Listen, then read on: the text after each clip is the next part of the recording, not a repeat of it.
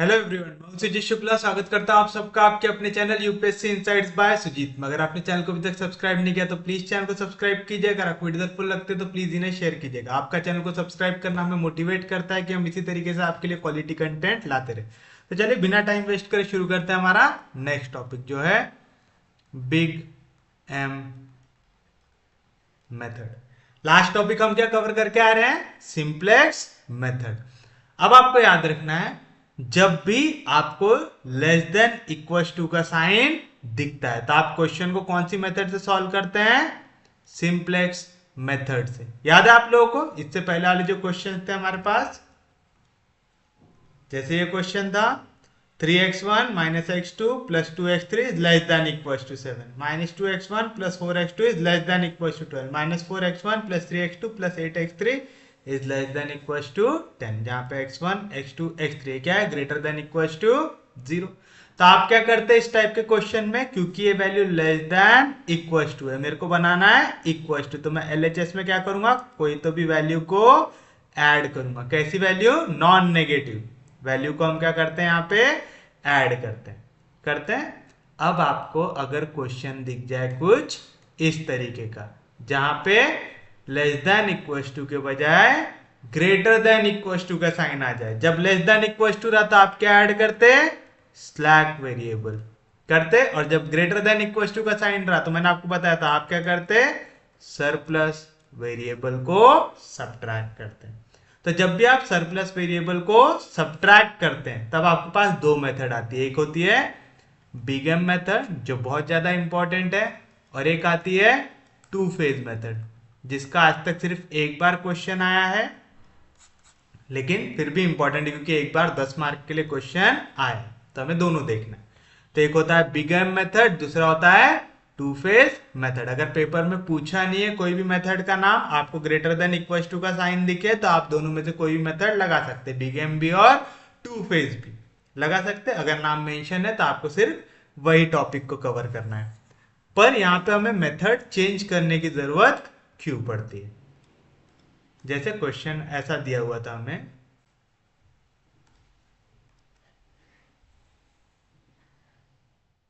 है ना, simplex method से अगर सब क्वेश्चन सॉल्व होते रहते तो हमें बिग एम टू फेज ये सब पढ़ने की जरूरत पड़ती क्या? नहीं पड़ती। तो मतलब कुछ ना कुछ तो चेंज होता होगा। क्या चेंज होता है अब हमें वो देखना है। अभी तक यहाँ पे काय का क्वेश्चन था? लेस देन इक्वल टू का था। अगर सेम क्वेश्चन आपको कुछ इस तरीके से दिख जाए, greater than equal to, greater than equal to, greater than equal to दिख जाए, यहाँ पे याद है ना x1 x2 x3 क्या है? ग्रेटर देन इक्वल टू 0 है। अगर आपको ये कंस्ट्रेंट्स को कन्वर्ट करना है इक्वालिटीज में, क्या बोल रहा है? ये जो नंबर है बड़ा है 7 से, तो मैं बोल सकता हूं कि 2 बड़ा है 1 से। अगर मेरे को दोनों को इक्वल बनाना तो मेरे को 2 में से कुछ ना कुछ क्या करना पड़ेगा? सब्ट्रैक्ट करना पड़ेगा।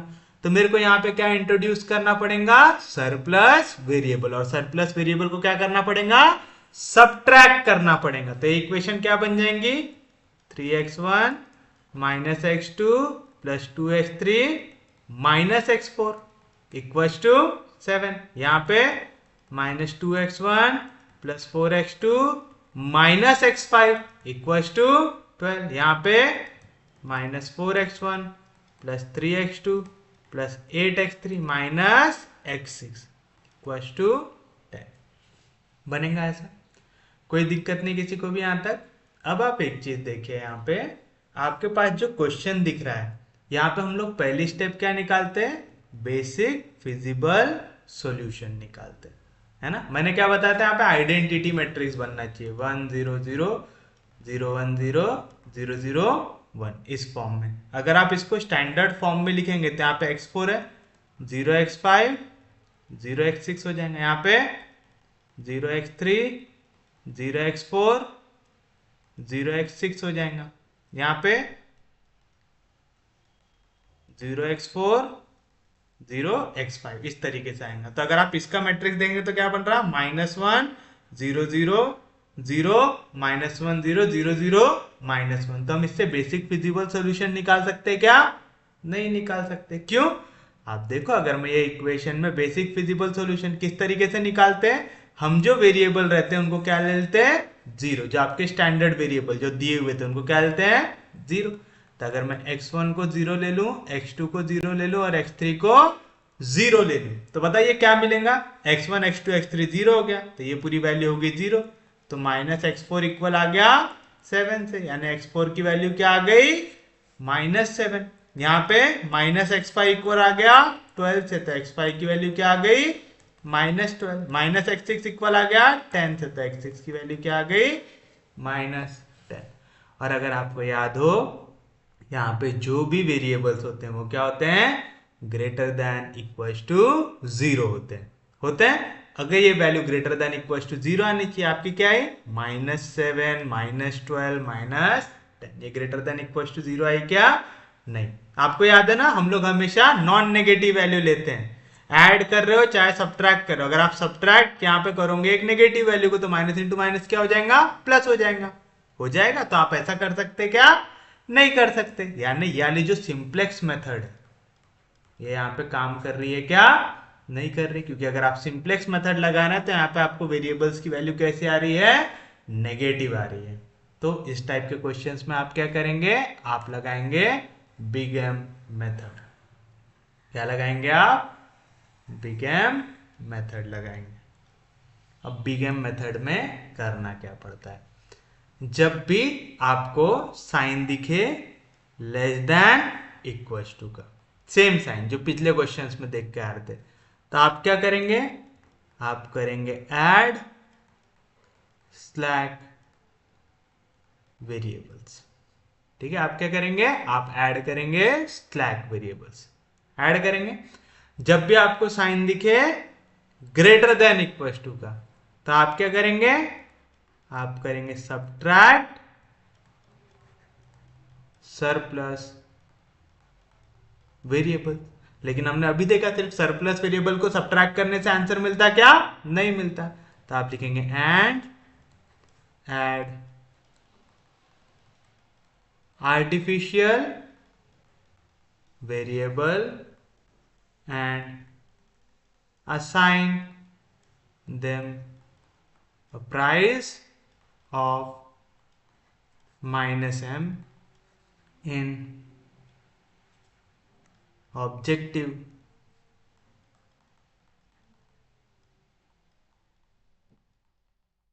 फंक्शन। क्या कर रहे हैं आप यहाँ पे जब भी आपको दिखेगा ग्रेटर देन इक्वल्स टू का साइन, तो आप क्या करेंगे, जैसे सरप्लस वेरिएबल को सब्ट्रैक्ट करते उसको सब्ट्रैक्ट करेंगे, बट वहां पे ऐड कर देंगे एक आर्टिफिशियल वेरिएबल। क्या ऐड कर देंगे, आर्टिफिशियल वेरिएबल। और ये जो आर्टिफिशियल वेरिएबल है ना, इसको हम -m प्राइस, जो -1 प्राइस बोल लो या -1 कॉस्ट बोल लो, ये ऐड कर दोगे आप उसमें, किसमें, ऑब्जेक्टिव फंक्शन में। जब क्वेश्चन देखेंगे तब अच्छे से समझ में आएगा, आप सिर्फ लिख के रख लो। और अगर इक्वल्स टू का साइन दिखे तो आप सिर्फ और सिर्फ ऐड करेंगे आर्टिफिशियल वेरिएबल। याद रहेगा। तो अगर मैं लेस देन इक्वल्स टू का साइन दूं तो आप क्या करोगे, आप ऐड करोगे किसको, स्लैक वेरिएबल को। अगर आपको ग्रेटर देन इक्वल्स टू का साइन दिखे तो आप क्या करेंगे, सब्ट्रैक्ट करोगे किसको, सरप्लस वेरिएबल को, और ऐड करोगे किसको, आर्टिफिशियल वेरिएबल को करेंगे। अगर कभी भी इक्वल्स टू का साइन दिखे तो आप सिर्फ और सिर्फ ऐड करोगे किसको, आर्टिफिशियल वेरिएबल को। अगर इतनी चीज आपके दिमाग में आ गई है तो हम लोग सीधा शुरू कर सकते हैं हमारे क्वेश्चंस। चलिए डायरेक्ट क्वेश्चन से समझते हैं क्या मेथड फॉलो करेंगे हम लोग।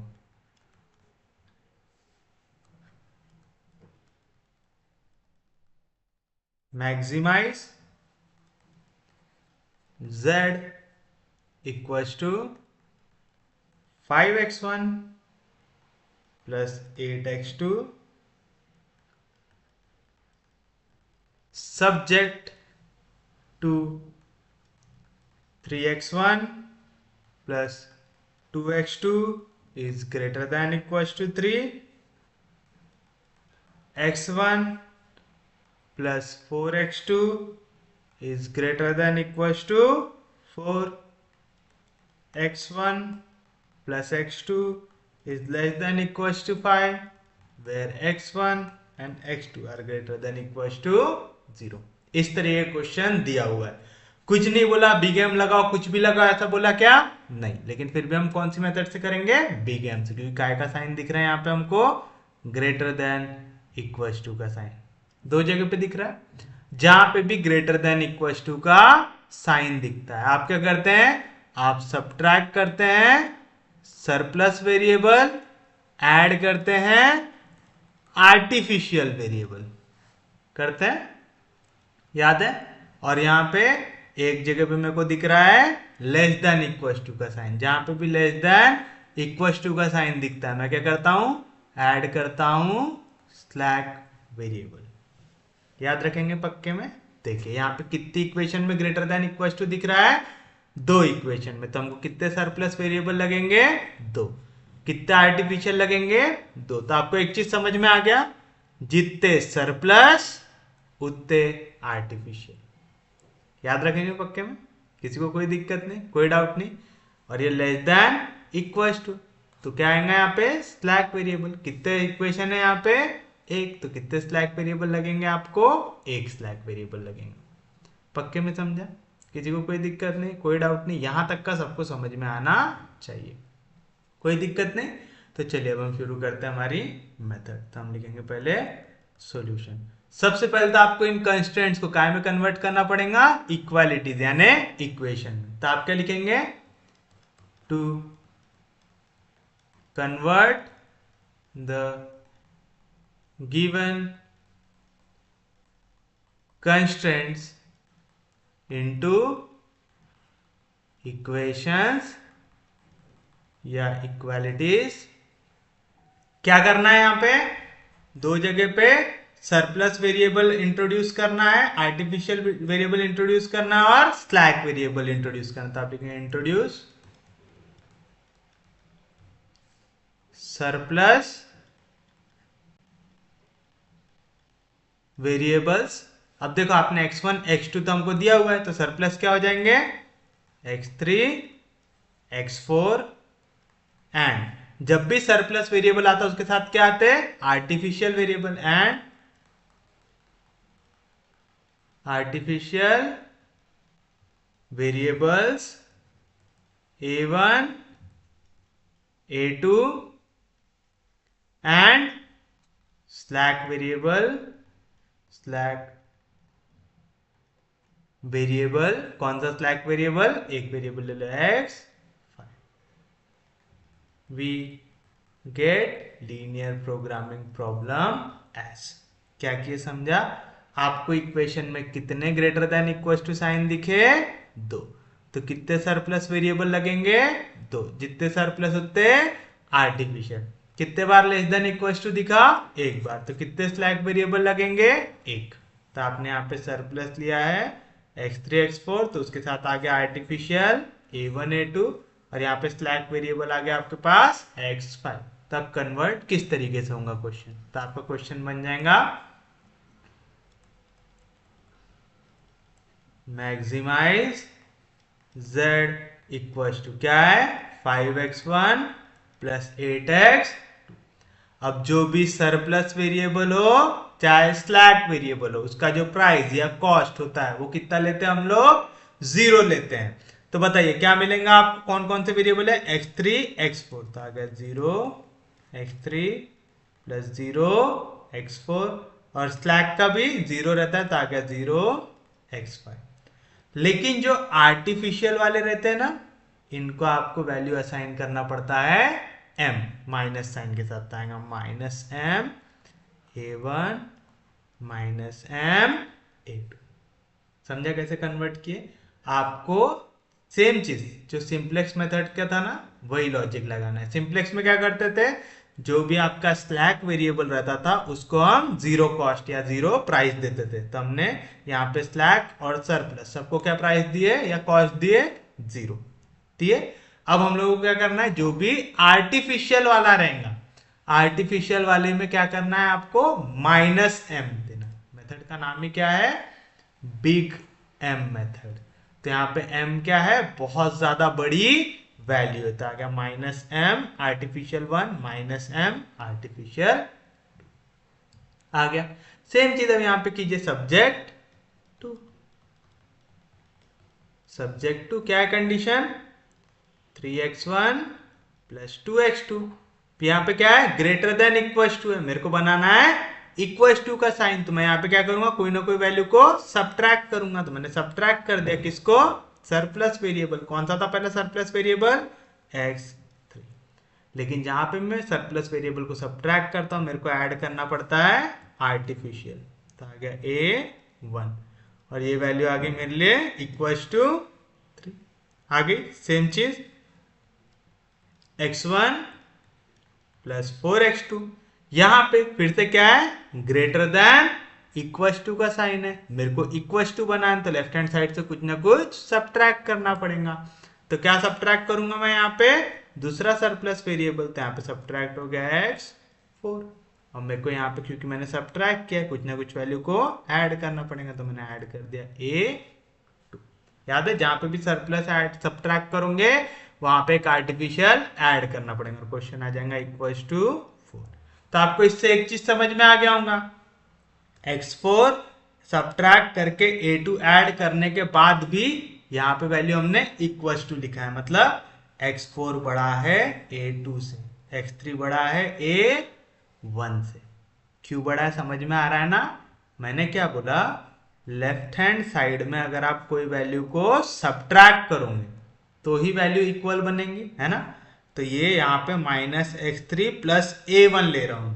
मैंने क्या बोला, कोई वैल्यू सब्ट्रैक्ट करोगे तभी ये वैल्यू इक्वल टू बनेगी, यानी यहाँ पे जो माइनस x3 प्लस a1 है इसकी वैल्यू भी क्या आनी चाहिए, नेगेटिव आनी चाहिए, तभी तो ये दोनों सब्ट्रैक्ट होने के बाद इक्वल बनाएंगे, है ना। माइनस x3 प्लस a1 की वैल्यू अगर नेगेटिव आएंगी तभी कोई वैल्यू इस वैल्यू से क्या होंगी, सब्ट्रैक्ट होंगी। जब वैल्यू सब्ट्रैक्ट होंगी तभी तो ग्रेटर देन का साइन यहाँ से हट के काय का बनाएगा, इक्वल टू का साइन बनाएगा। समझा पक्के में। और अगर माइनस x3 प्लस a1 की वैल्यू नेगेटिव आ रही है, मतलब a1 जो है ये छोटा है किससे, x3 से, मतलब x3 बड़ा है a1 से। समझ में आया पक्के में, कोई दिक्कत नहीं, कोई डाउट नहीं, ये चीज समझ में आया ना। माइनस x3 प्लस a1 अगर नेगेटिव है यानी लेस देन 0 है, तो यहाँ पे माइनस x3 इधर गया तो प्लस x3, तो a1 is less then x3। इस तरीके से बोल रहा हूँ। ये वाला कंसेप्ट क्यों बता रहा हूँ, क्योंकि टू फेज मेथड में ये कंसेप्ट यहाँ पे अप्लाई होता है। समझ में आ रहा था, हम थोड़ा थोड़ा उससे भी रिलेट करते हुए चलने की कोशिश कर रहे हैं, बट अभी जितनी चीज बता रहा हूँ उतनी चीज समझने की कोशिश कीजिए। उसके बाद क्या है, x1 plus x2 is less than equal to 5, less than equal है ना, यानी वैल्यू छोटी है, तो अगर इसको इक्वल करना है तो लेफ्ट हैंड साइड में कुछ ना कुछ ऐड करना पड़ेगा, तो हम करेंगे x1 प्लस x2, यहाँ पे मैंने ऐड कर दिया एक स्लैक वेरिएबल x5 कर दिया, तो आगे वैल्यू इक्वल टू 5। आगे कोई भी दिक्कत, कोई भी डाउट, इजी है, समझा पक्के में, किसी को कोई दिक्कत नहीं, कोई डाउट नहीं। तो देखिए अब हमारे पास किस तरीके की इक्वेशन बन रही है। यहाँ पे x1 दिख रहा है, x2 दिख रहा है, x3 दिख रहा है, x4 x5 दिख रहे हैं क्या, नहीं, तो आ गया 0 x4 0 x5। यहाँ पे a1 दिख रहा है, a2 दिख रहा है क्या, नहीं, तो आ गया 0 a2। आ गया सेम चीज, यहाँ पे x1 दिख रहा है, x2 दिख रहा है क्या, नहीं दिख रहा है, x3 नहीं दिख रहा है, x3 नहीं दिख रहा है तो आ जाएगा 0 x3। x4 दिख रहा है, x5 दिख रहा है क्या, नहीं, तो आ गया 0 x5 प्लस 0 a1। सेम चीज यहाँ पे भी 0 x3 0 x4 0 x5 0 a1 0 a2। आएगा, कोई भी दिक्कत, कोई भी डाउट। यहाँ पे जितने भी वेरिएबल्स है वो क्या आएंगे, ग्रेटर देन इक्वल टू 0। याद रखना जो भी वेरिएबल रहते हैं हमेशा ग्रेटर देन इक्वल टू 0 रहते, तो x1 x2 x3 x4 x5 a1 a2 ये सब क्या है, ग्रेटर देन इक्वल टू 0। तो उम्मीद है यहां तक का पार्ट आपको समझ में आया हो।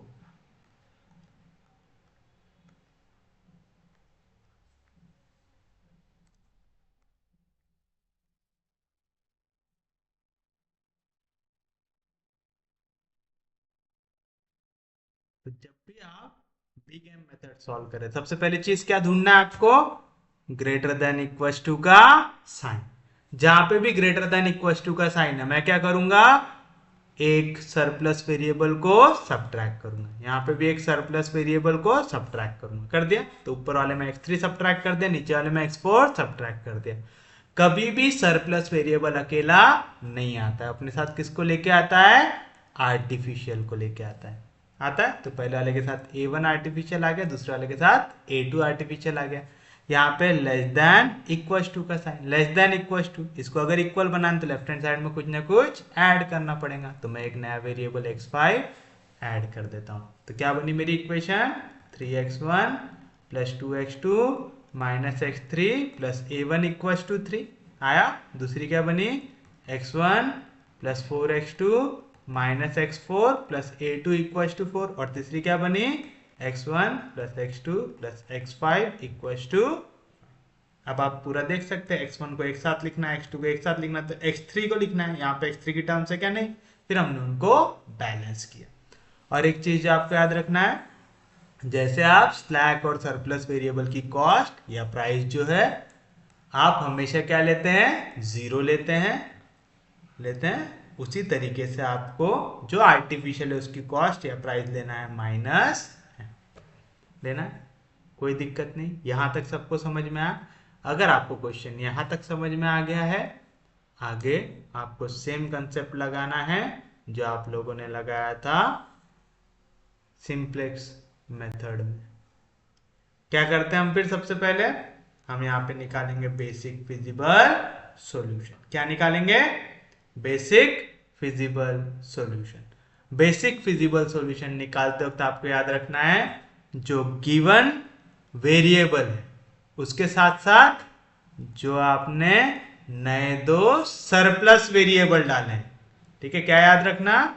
जो आपके गिवन वेरिएबल्स है और जो आपके सरप्लस वेरिएबल्स है, इनको आपको जीरो लेना पड़ता है। तो आप लिखेंगे put x1 x2 x3 x4 सबको जीरो। तो put x1 equal to 0, x2 equal to 0, x3 equal to 0, x4 equal to 0। We get, बताइए अगर सबको आपने जीरो ले लिया तो पहले केस में ये पूरी वैल्यू हो जाएंगी जीरो। तो a1 की वैल्यू क्या आ गई? 3 आ गया। दूसरे केस में ये पूरी वैल्यू हो गई जीरो, तो a2 की वैल्यू क्या आ गई? 4। तीसरे केस में ये पूरी वैल्यू हो गई जीरो, तो x5 की वैल्यू क्या आ गई? 5 आई। x5 5 क्यों आया? क्योंकि x5 यहाँ पे क्या है आपका? x5 है आपका स्लैक वेरिएबल, और स्लैक वेरिएबल में आपको कोई भी दिक्कत आती है क्या? नहीं। दिक्कत कौन बनाते हैं? Surplus variable. तो दिक्कत हटाने के लिए हम कौन से वेरिएबल लेते हैं उनके साथ? आर्टिफिशियल। तो लिखा a1 a2 और x5 is the initial basic feasible solution.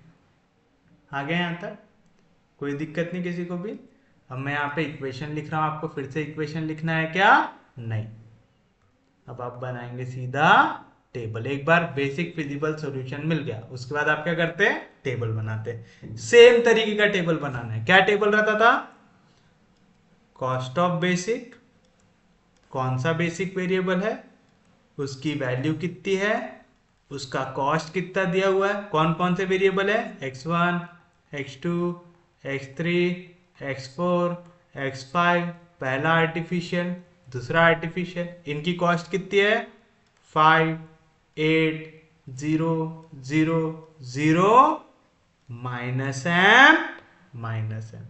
उसके बाद क्या बनता है यहाँ पे? मिनिमम रेशियो बनता है। यहां पे कौन से बेसिक वेरिएबल आते हैं? ऐसे जिनके आपने अभी वैल्यू निकाले। किन किन की वैल्यू निकाले आपने? a1 a2 और x5, इन तीनों की वैल्यू निकाले आपने अभी? अरे निकाले हैं, अभी इन्हीं लोगों की वैल्यू निकाल के आ रहे हैं आप लोग।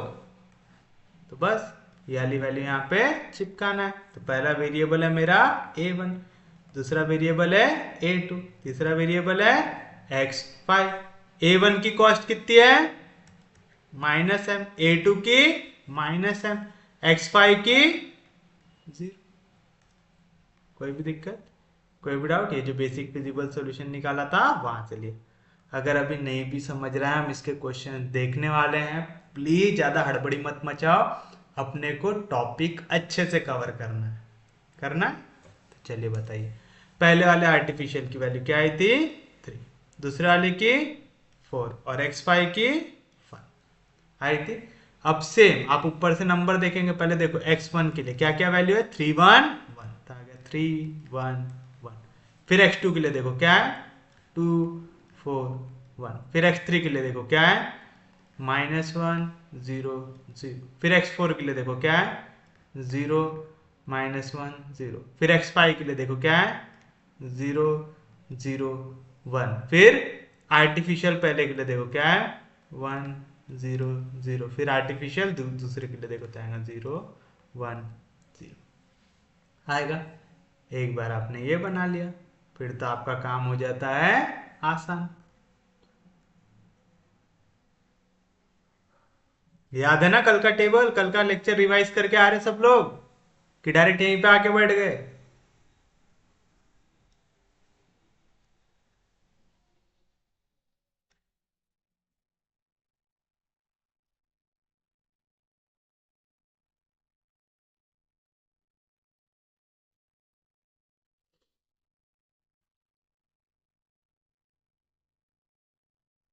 यहाँ पे हम निकालते हैं z की वैल्यू जो रहता है C B into X B. यहाँ से हम निकालते हैं z जो, और नीचे हम लिखते हैं जेड जे माइनस सी जे। अब आप देखेंगे यहाँ से कौन सा वेक्टर इनकमिंग है, कौन सा वेक्टर आउटगोइंग है। देखते हैं, तो चलिए शुरू करते हैं। कौन सा इनकमिंग वेक्टर है देखने के लिए क्या करना पड़ता, वैल्यूज को मल्टीप्लाई करना पड़ता। -m इंटू 3 हो गया -3m, -m इंटू 1 हो गया -m, 0 इंटू 1 हो गया 0, तो -3 -1 कितना हो गया -4m, -2 into m -2m, -4 into m -4m, -2 -4 हो गया -6m, minus into minus plus m, minus into minus plus m, फिर आ गया 0, फिर -m, फिर -m आ गया। ये काय की वैल्यू हो गई आपकी zj।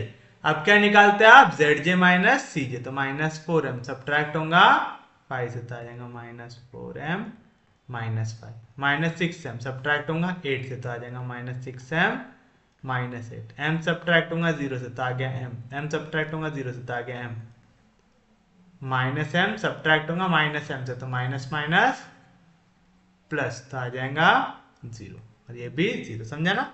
-m से सब्ट्रैक्ट हुआ -m, minus into minus plus, तो आ जाएगा -m plus m, plus m कितना हो जाएगा 0 हो जाएगा। कोई भी दिक्कत, कोई भी डाउट? अब आप क्या देखते हैं मोस्ट नेगेटिव वैल्यू। हमने क्या बोला था बिग M, मतलब M बहुत ज्यादा बड़ा नंबर है। तो यहाँ पे देखो 1 2 3 4 ऐसे नंबर दिख रहे हैं, हम M को थोड़ी देर को 1000 लेके चल लेते हैं। तो अगर ये 1000 होता तो ये क्या होता -4000 -5, तो आता -4005, -6000 -8, ये हो जाता -6008। तो सबसे बड़ा नंबर कौन सा है, ये वाला, समझा। वैसे आपको यहाँ पे 1000 रखने की जरूरत है क्या, नहीं, आपका दिमाग ही चल रहा है। क्या आपको मालूम m सबसे बड़ा है, तो देखो m के साथ कौन सा सबसे बड़ा नेगेटिव टर्म है, m के साथ यहाँ पे -6 है, तो ये सबसे बड़ा नेगेटिव हो गया। m के साथ -4 है, -4 जो है -6 से बड़ा है, तो मोस्ट नेगेटिव आएगा क्या, नहीं, ये है मोस्ट नेगेटिव, तो हो जाएगा हमारे लिए इनकमिंग वेक्टर आएगा। समझ रहा है पक्के में, किसी को कोई दिक्कत नहीं, कोई डाउट नहीं।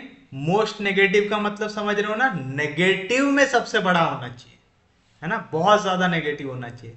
देखो m के साथ है -6, m के साथ है -4, कौन सी वाली वैल्यू मोस्ट नेगेटिव होंगी, पक्के में -6 मोस्ट नेगेटिव होंगी। तो आपको याद रखना है, हमको हमेशा m वाली टर्म देखना है, क्योंकि m बहुत बड़ा है ना, बिग M, नाम में बोल रहा है बिग M बोल रहा है। तो कौन सा इनकमिंग वेक्टर है यहाँ पे x2।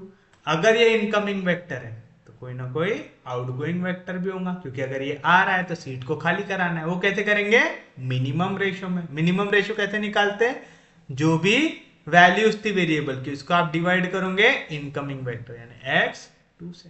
तो बताइए 3 डिवाइड होगा 2 से तो क्या है वैल्यू 3/2।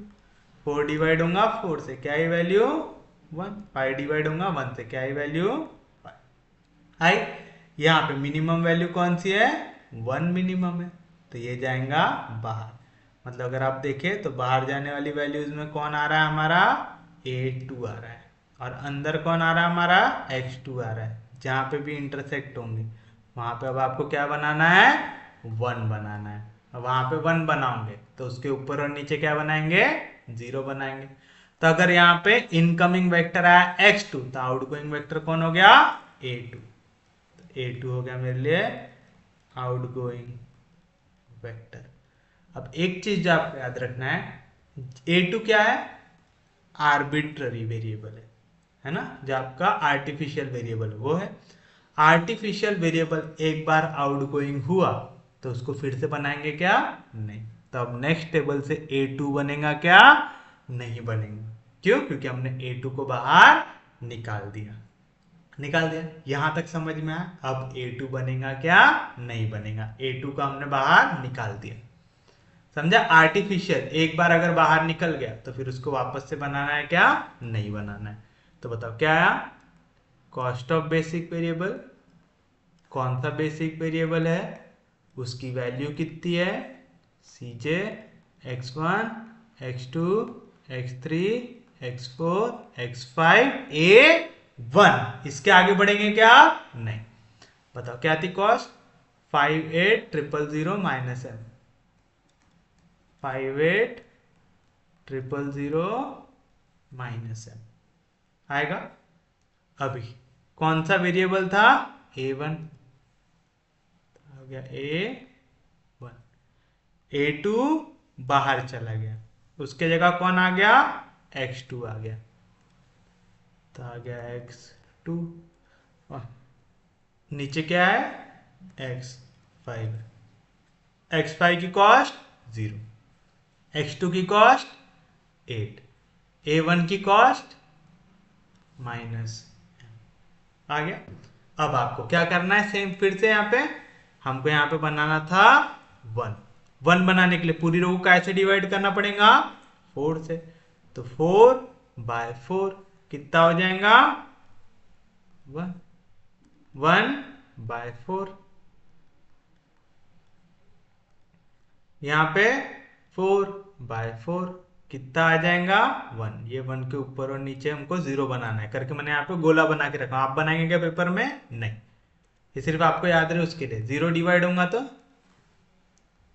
0, -1 को डिवाइड करेंगे 4 से तो -1/4, फिर उसके बाद 0 0, 0 डिवाइड होगा 4 से तो आएगा 0 और 0।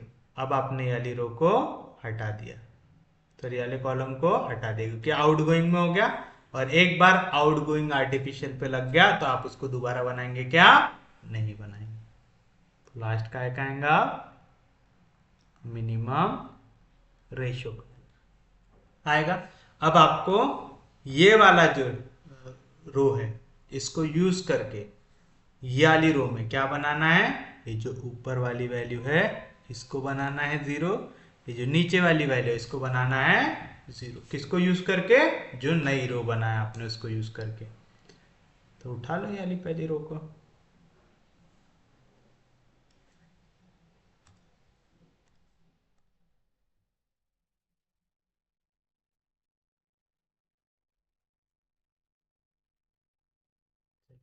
अब जहां पे 0 लाना है वहां पे क्या है नंबर 2 है? तो मैं इस पूरी रो को कैसे मल्टीप्लाई कर दूंगा 2 से। तो 2 1 जार 2, 1/4 इंटू 2 1/2 आएगा।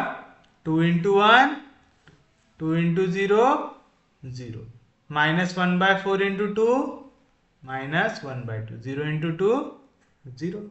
और ये दोनों को क्या कर दूंगा सब्ट्रैक्ट कर दूंगा। तो जैसे सब्ट्रैक्ट करूंगा ये हो जाएगा minus minus minus minus into minus plus 0 0।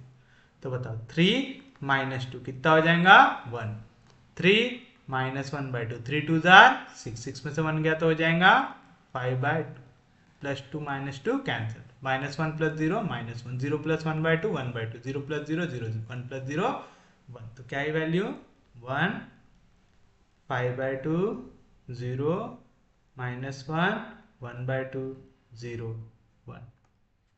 आगे कोई भी दिक्कत, कोई भी डाउट? अब ये करना तो आ गया होगा, तो आप देख रहे हैं, आप इसको अगर प्रैक्टिस करते रहेंगे तो आपका सिंपलेक्स मेथड भी एक तरीके से सॉल्व होते जाता है, कि सिंपलेक्स मेथड में भी हम लोगों ने जो चीजें सॉल्व किए थे वही यहाँ पे कर रहे हैं, बस यहाँ पे हमने सरप्लस वेरिएबल के साथ डाला है आर्टिफिशियल, बस वो चेंज है, और कुछ भी चेंज है क्या? नहीं। नेक्स्ट कहाँ पे जीरो लाना है हमको? नीचे वाली वैल्यू पे, मतलब यहाँ पे जीरो लाना है।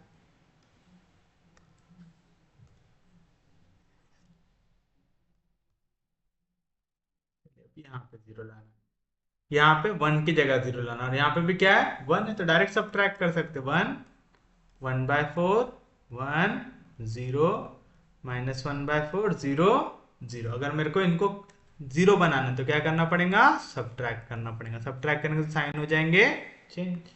तो बताओ 5 में से 1 गया 4, 1 में से 1/4 गया 3/4, 1 में से 1 गया 0, 0 में से 0 गया 0, 0 + 1/4 1/4, 1 - 0 1, 0 - 0 0, तो क्या है वैल्यू 4, 3/4 0 0, 1/4 1 0।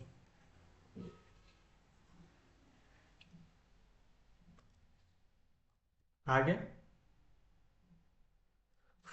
कोई भी दिक्कत, कोई भी डाउट यहाँ तक?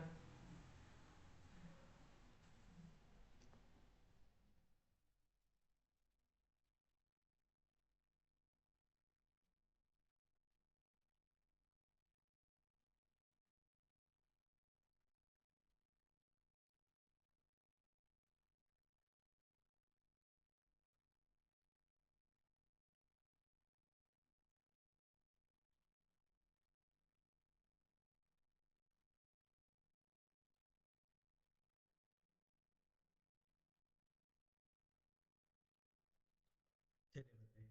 अब फिर से क्या करेंगे, आप यहाँ पे z की वैल्यू निकालेंगे, जो रहता है cb इंटू एक्स बी, यहाँ पे निकालेंगे zj, यहाँ पे निकालेंगे zj माइनस cj। आगे बरोबर 1 0 0 बना लिया आप लोगों ने। नेक्स्ट चीज फिर से आप क्या करेंगे, नेक्स्ट वैल्यू निकालेंगे zj माइनस cj, ढूंढेंगे मोस्ट नेगेटिव वाली वैल्यू। ढूंढेंगे कैसे करते हैं, पहले तो हम निकालेंगे z की वैल्यू, -m मल्टीप्लाई होगा 1 से, हमने यहाँ पे z की वैल्यू नहीं निकाले क्या? अच्छा हम यहाँ पे भूल गए, -m मल्टीप्लाई होगा 3 से, था -3m, -m मल्टीप्लाई होगा 4 से, था -7m, है ना, -4m -3m हो गया -7m प्लस 0, तो आंसर है -7 है। सेम -m इंटू 1 हो गया -m, प्लस 8 इंटू 1 हो गया 8, तो आंसर है -m प्लस 8 है। zj निकालो, कैसे निकालते हैं, वैल्यू होंगी मल्टीप्लाई, तो 5/2 इंटू -m हो जाएगा -5/2m, प्लस 8 के टेबल में, सॉरी 4 के 10 में आता क्या? हाँ जी 2 जार, तो आ गया +2। आ गया, समझा पक्के में? ये वैल्यू क्रॉस होती है और ऐड होती है, -m into 0 0, 8 into 1 8, minus into minus plus, याद है ना, करस्पॉन्डिंग एलिमेंट, ये अगर इससे मल्टीप्लाई हो रहा है प्लस, ये इससे मल्टीप्लाई होगा, ये इससे मल्टीप्लाई होगा, सेम नेक्स्ट वैल्यू के लिए होगा, तो -m इंटू 1/2 हो जाएगा -m/2, फिर उसके बाद 8 माइनस आएगा -2 आएगा, 8 से होगा तो 8 इंटू -1/4 होगा -2 आएगा, और 0 से 1/4 हुआ तो 0, यहाँ पे तो आंसर आ जाएगा 0, यहाँ पे आ जाएगा -m आएगा। अब क्या निकालना है, zj माइनस cj, तो -5/2m प्लस 2 -5, तो +2 -5 कितना हो जाएगा -3, 8 में से 8 गया 0, m में से कुछ नहीं गया m, -m/2 -2, 0 में से 0 गया 0, -m में से -m गया तो हो जाएगा 0, समझा ना, माइनस इंटू माइनस हो जाएगा +m, +m -m cancel, most negative कैसे ढूंढते हैं? एम के साथ सबसे बड़ा नंबर कहाँ पे? यहाँ पे है ना, यहाँ पे -5/2 एम के साथ, यहाँ पे -1/2, तो ये हो गया -5/2 का ज्यादा बड़ा, तो हो जाएगा आपके लिए मोस्ट नेगेटिव, तो हो गया आपके लिए इनकमिंग वेक्टर। याद रखना m के साथ जितनी बड़ी नेगेटिव टर्म उतना ज्यादा नेगेटिव, याद रखेंगे, क्योंकि बिग एम मेथड यानी m यहाँ पे सबसे बड़ा है, m ही माई बाप है वाले क्वेश्चन में। समझ में आ रहा है? कोई दिक्कत नहीं किसी को भी? तो हो गया इनकमिंग वेक्टर। अगर ये इनकमिंग है तो कोई ना कोई आउटगोइंग होना चाहिए। आउटगोइंग कैसे चेक करेंगे? जो भी वैल्यू है एक्स बी की, इसको डिवाइड करो इनकमिंग वेक्टर। इनकमिंग वेक्टर कौन है? x1 है। तो चलो 1 डिवाइड होगा 5/2 से, तो आएंगे आंसर 2/5। 1 डिवाइड होगा 1/4 से, तो आंसर आएगा 4। 4 डिवाइड होगा 3/4 से, तो आएगा 16/3। यहाँ पे सबसे छोटा रेशियो क्या है? 2/5, तो हो गया मिनिमम रेशियो। तो ये वैल्यू जाएंगी बाहर। कौन सी वैल्यू बाहर लेके जा रहे हैं आप? a1 को, और किसको अंदर लेके आ रहे हो? x1 को। तो ये वाले टेबल की जगह जहां पे इंटरसेक्ट हुआ वहां पे क्या बनाना है अब आपको? 1, और उसके नीचे की पूरी वैल्यूज को क्या बनाना है? 0। तब आउटगोइंग वेक्टर कौन सा हो जा रहा है आपका? a1। तो अब a1 हो गया आउटगोइंग वेक्टर। एक बार आर्टिफिशियल आउटगोइंग हो गया तो उसको फिर से लिखते हैं क्या? नहीं। तो ये आर्टिफिशियल को लिखना अब आपको बंद करना है। तो अब क्या बनेगा आपका table? Cost of basic variable, उसकी वैल्यू, सीजे जितने वेरिएबल है x1, x2, x3, x4, x5। अब आर्टिफिशियल बाहर निकल गया तो इसको लिखने की जरूरत है क्या? नहीं है। समझा पक्के में? कोई दिक्कत नहीं। अब a1 जैसे ही बाहर गया उसके जगह कौन आया? x1 आ गया। तो यहाँ पे आ गया x1 पहला वेरिएबल, फिर क्या था? x2 और x5, तो आ गया x2 और x5। कॉस्ट देखो 58000, तो आ गया 58000 आ गया। x1 का कॉस्ट 5, x2 का 8, x5 का 0 आ गया। कोई भी दिक्कत, कोई भी डाउट? समझा यहां तक सबको? पक्के में समझा? और लास्ट काय का बनता है? मिनिमम रेशियो का बनता है। किसी को कोई दिक्कत नहीं, कोई डाउट नहीं? अब देखिए हमको क्या करना है, यहां पे बनाना है 1। जब भी कोई रेशियो रहे, जैसे 5/2 है, इसको 1 बनाना, तो क्या करना है? इसके रेसिप्रोकल से मल्टीप्लाई कर देना। कैसे मल्टीप्लाई करना पड़ेगा? 2/5 से। तो यहाँ पे जितने एलिमेंट है मैं सबको मल्टीप्लाई कर दूंगा 2/5 से। तो 1 इंटू 2/5 क्या मिलेगा? 2/5। 5/2 इंटू 2/5 क्या मिलेगा? 1। 0 इंटू 2/5 क्या मिलेगा? 0। -1 इंटू 2/5 मिलेगा -2/5। 1/2 इंटू 2/5, 2 कैंसल, तो बचेगा 1/5। 0 इंटू 1/5 मिलेगा 0। अब याद रखना ये 1 के नीचे क्या बनाना है आपको? 0 बनाना है। तो चलिए पहले कहां पे 0 लेके आना है मेरे को?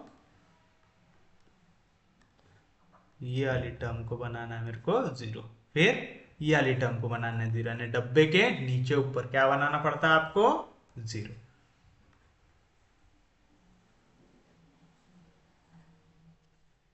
चलिए अब इसको बनाना है 0, तो लेके चलते हैं इसको।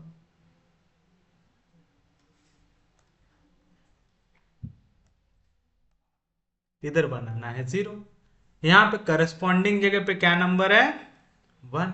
तो अगर 1/4 बनाना है तो इसको कैसे मल्टीप्लाई करना पड़ेगा? पूरी रो को 1/4 से। जैसे इसको 1/4 से मल्टीप्लाई करूंगा, 2 2 जार 4, 5 2 जार 10, पहला एलिमेंट आ जाएगा 1/10। 1 इंटू 1/4 1/4, 0 इंटू 1/4 0, -2/5 इंटू 1/4, तो 2 2 जार 4, 5 2 जार 10, तो आ गया -1/10।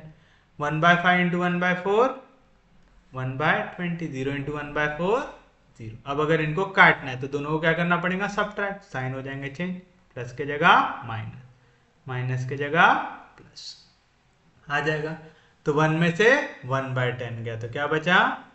9/10, 1/4 में से 1/4 गया, बचा 0, 1 में से 0 गया 1, 0 प्लस 1/10, 1/10, यहाँ पे -1/4 -1/20, तो इसको मैं सेम बनाने के लिए मल्टीप्लाई एंड डिवाइड बाय 5 कर सकता हूँ। 5 4 जार क्या हो जाएगा 20, तो -5 इंटू 1 -5, -1/5 4 जार 20, दोनों का डिनोमिनेटर आ गया सेम, था -6/20, दोनों 2 के टेबल में आते, 2 3 जार 6, 2 10 जार 20, और 0 में से 0 गया, आया, बन गया 0 जहां पे 0 बनाना चाहते थे। तो बताइए क्या बने नंबर, 9/10, 0 1, 1/10 -3/10 0, बन गया।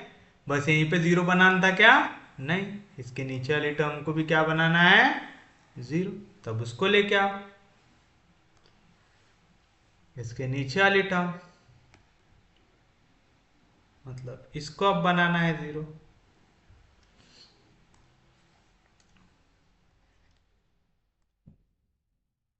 बताइए, अब जहां पे 0 बनाना है उसकी जगह क्या है 3/4, तो इसको उस केस में काय से मल्टीप्लाई करना पड़ेगा, 3/4 से मल्टीप्लाई करना पड़ेगा, कर दीजिए। तो यहाँ पे 2 2 जार 4, तो 3/2 हो जाएगा, तो आएगा 3/5 2 जार 10, तो पहली वाली आई 3/10, 3/4 इंटू 1 3/4, 0 इंटू 3/4 0, -2/5 इंटू 3/4, समझ रहे हैं ना क्या कर रहा हूँ, 2/5 इंटू 3/4, 2 2 जार, तो आएगा -3/5 2 जार 10, आएगा 1/5 इंटू 3/4, क्या आएगा 3/5 4 जार 20 आएगा, और 0 इंटू 3/4 आएगा 0, आएगा।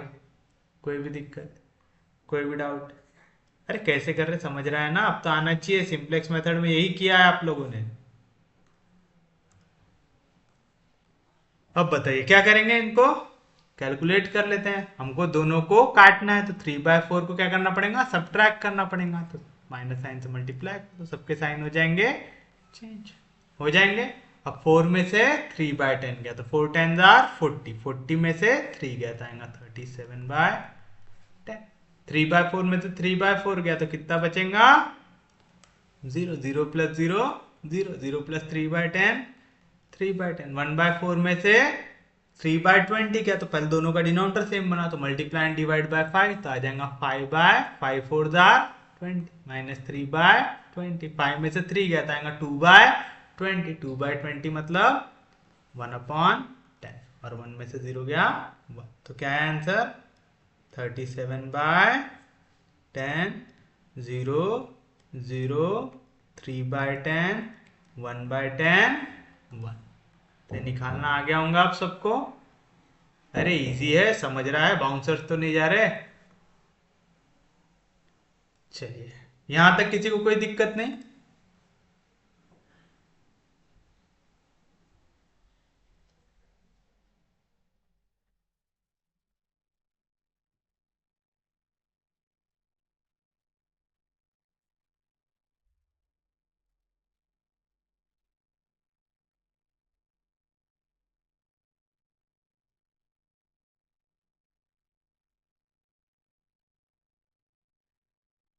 चलिए बताइए क्या क्या लिखते हैं, सबसे पहले z की वैल्यू, z क्या रहता C B into X B रहता, तो यहाँ पे आएगा 5 इंटू 2/5, कितना आ गया 2, plus 8 into 9/10, 8 9 jar 72/10, plus 0 into 3 आएगा 0, 10 2 जार 20, तो आएगा 92/10, हाई वैल्यू कैसे निकाले समझा ना, ये दोनों मल्टीप्लाई में, तो 5 इंटू 2/10, तो हो जाएगा 5 5 कैंसिल, तो आ गया 2, समझा ना, 8 9 जार 72/10। चलिए बताइए, अब बाकी फिर क्या निकालेंगे आप, z j की वैल्यू कैसे निकालते, 5 into 1 5, 8 into 0 0, 0 into 8 0, 5 into 0 0, 8 1 jar 8 0, 5 into 2/5, तो आ गया -2, -2 प्लस 8 इंटू 1 8/10, आएगा। तो यहाँ पे आएगा 10 × 2 आ गया -20 + 8/10। सही किया ना हम लोगों ने? हाँ, -2 8/10 आएगा -20, तो आएगा -12/10। दोनों के दोनों काय के टेबल में आते हैं आपके? दोनों के दोनों आते हैं 2 के टेबल में, तो आ जाएगा -6/5। यहाँ पे आएगा 5 5 कैंसिल, तो 1 1 -8 3 24/10, तो आएगा -14/10। -14/10 दोनों के दोनों 2 से डिवाइड होता है, तो आएगा -7/5 आएगा। फिर यहाँ पे 0 से मल्टीप्लाई हुआ तो 0। फिर क्या निकालते? ZJ - CJ। तो 5 में से 5 गया 0, 8 में से 8 गया 0, -6/5 में से 0 गया -6/5, -7/5 में से 0 गया -7/5, फिर 0। अब आप क्या देखते? मोस्ट नेगेटिव यहाँ पे कौन सी वैल्यू है? -7/5 है, तो इसको आप ले लेंगे इनकमिंग वेक्टर ले लेंगे। अगर ये है आपका इनकमिंग वेक्टर, तो कोई ना कोई आउटगोइंग वेक्टर भी होना चाहिए। आउटगोइंग वेक्टर कैसे डिटरमाइन करते हैं? जो भी वैल्यूज है उनको कैसे डिवाइड करते हैं? इनकमिंग वेक्टर की वैल्यू से, जो है x4 से। तो 2/5 डिवाइड बाय 1/5 कितना बचेगा? 2। 9/10 डिवाइड बाय नेगेटिव वैल्यू, तो क्या आ जाएगा यहाँ पे वैल्यू? नेगेटिव वैल्यू निकालते क्या? नहीं। 37/10 डिवाइड बाय 1/10, 10 10 कैंसिल, आएगा 37। सबसे छोटी वैल्यू क्या है? 2, तो आगे मिनिमम वैल्यू आ गई, तो हो जाएगा आपके लिए आउटगोइंग वेक्टर।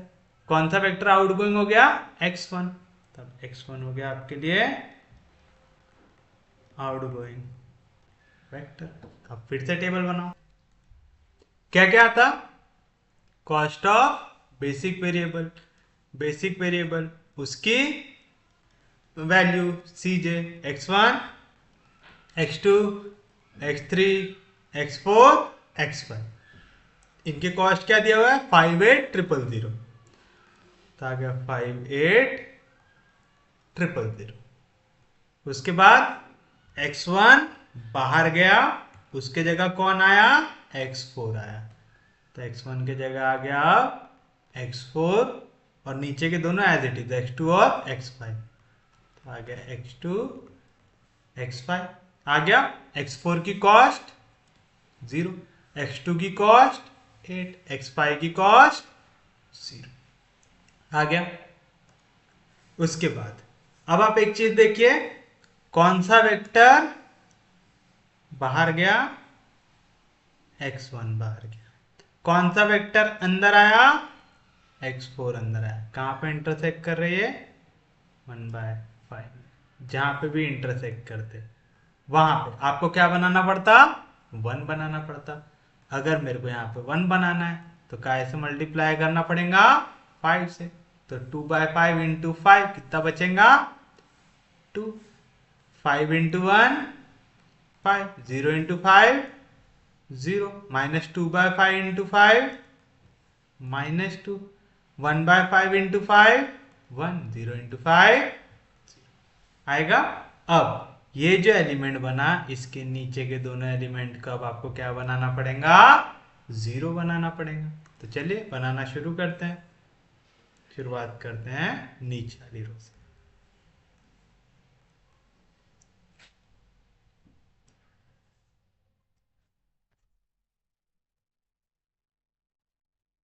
आपको यहां इसके करस्पॉन्डिंग एलिमेंट पे क्या बनाना है? 0। अगर -3/10 को काटना है तो इसको काय से मल्टीप्लाई करना पड़ेगा? 3/10 से। तो चलिए इनको 3/10 से कर लेते हैं मल्टीप्लाई, तो आएगा 3 2 6/10, 5 3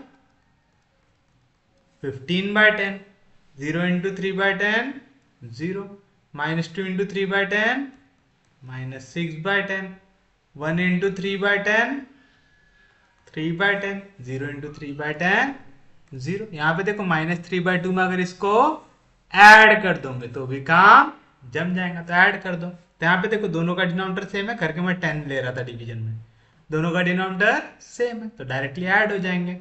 6 + 9 कितना आएगा? 15/10। 15/10 पे मैं क्या लिख सकता हूँ? 3/2 है ना, 5 3 15, 5 2 10। यहाँ पे भी क्या आ रहा है? 15/10, इसको मैं क्या लिख सकता हूँ? 3/2। 1 + 0 1। 1/10 में से 6/10 हो रहा है सब्ट्रैक्ट, है ना, तो यहाँ पे 1 में से 6 गया तो कितना आएगा? -5/10 आएगा। -5/10 को मैं क्या लिख सकता हूँ? -1/2।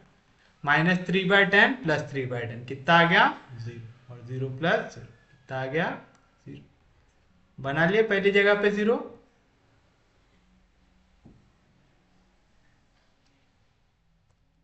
अब बारी है दूसरी वैल्यू की।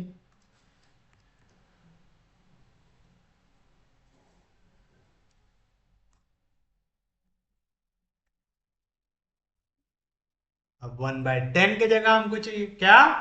0। तो इसको काय से मल्टीप्लाई करना पड़ेगा? 1/10 से। तो बताओ, 2 × 1/10 2/10, 5 × 1/10 5/10, 0।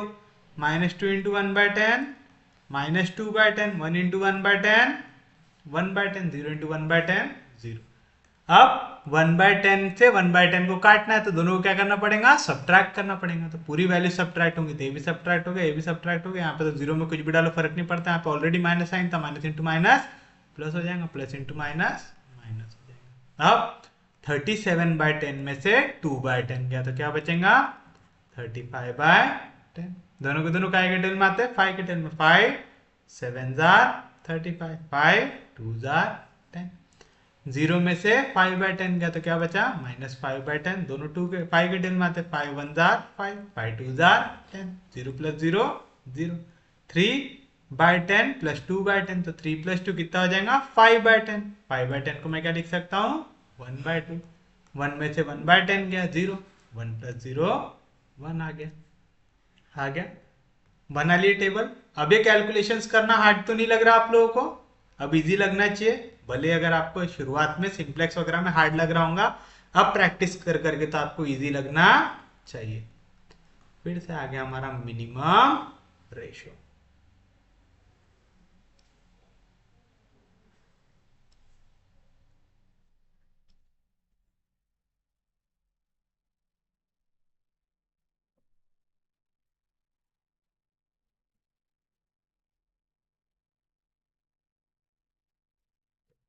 क्या था? z इक्वल रहता cb इंटू एक्स बी, तो 0 × 2 8 × 3/2, तो 2 4 8, 4 3 12 आ गई वैल्यू। अब आप निकालेंगे जेड जे, यहाँ पे आएगा जेड जे माइनस सी जे। तो जेड जे कैसे निकालेंगे? करस्पॉन्डिंग वैल्यूज को मल्टीप्लाई करो। देखो ऊपर और नीचे दोनों क्या है? 0। तो वैल्यू सिर्फ और सिर्फ ये 8 जिनसे मल्टीप्लाई होंगी वो बनाएंगे। समझ रहा है ना? 0 × 5 कितना हो गया? 0। 0 × -1/2 कितना हो गया? 0। यानी वैल्यू किस पे डिपेंड करे? जिससे ये 8 मल्टीप्लाई आ रहा है। 8 कहाँ पे? मिडल में। तो किन से मल्टीप्लाई होगा? वो सिर्फ और सिर्फ मिडल वाली टर्म से। बाकी पूरा का तो 0 आने वाला है, क्योंकि ऊपर और नीचे दोनों किससे मल्टीप्लाई होने वाला है? 0 से।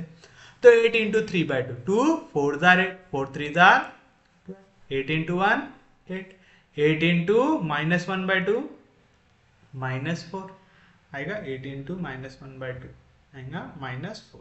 8 × 0 0 आएगा। फिर से जेड जे माइनस सी जे, तो 12 में से 5 गया, कितना आएगा? 7। 8 में से 8 गया 0, -5 में से 0 गया, सॉरी -4 में से 0 गया, -0 0। कौन सी वैल्यू आई मोस्ट नेगेटिव?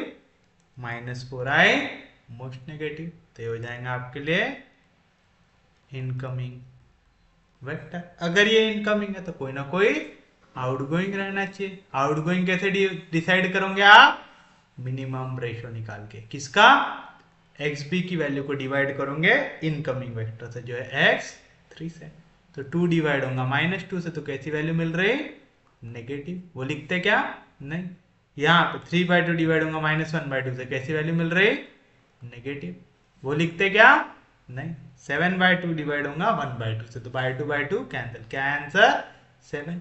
ये हो गया आपके लिए मिनिमम वैल्यू, क्योंकि ये दोनों तो नेगेटिव आ गए, कंटेंडर यही है तो यही जीतेगा, है ना। तो ये हो गया आपके लिए आउटगोइंग वेक्टर। तो x5 यहाँ पे आपका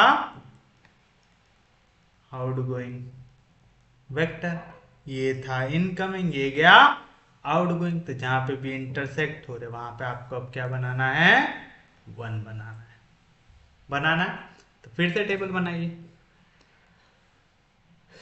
CB cost of basic variable, जो भी बेसिक वेरिएबल है उसकी value CJ x1 x2 x3 x4 x5 minimum ratio. कौन कौन से वेरिएबल है, x4 x2 जैसे थे वैसे, तो x4 x2। अभी तक जो x5 था, x5 अब चला गया, उसके जगह कौन आ गया, x3 आ गया, तो यहाँ पे आ गया x3 आ गया। कॉस्ट बताओ, 58000 58000 आ रहा है। तो बताइए कॉस्ट, x4 का 0, x2 का 8, x3 का 0। अब क्या करते, जहां पे भी डब्बा बना वहां पे क्या बनाना है आपको, 1 बनाना है। यहाँ पे अगर 1 बनाना तो इसको कैसे मल्टीप्लाई करना पड़ेगा, 2 से।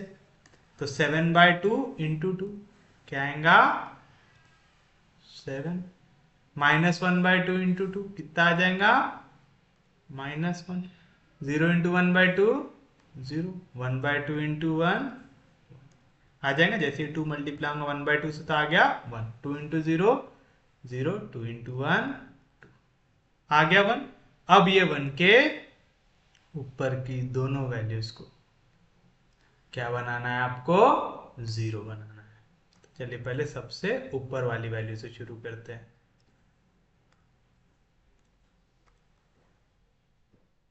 याद रखना, जब तक हर ZJ माइनस CJ पॉजिटिव नहीं मिलते तब तक आपको ये प्रोसीजर रिपीट करते जाना है।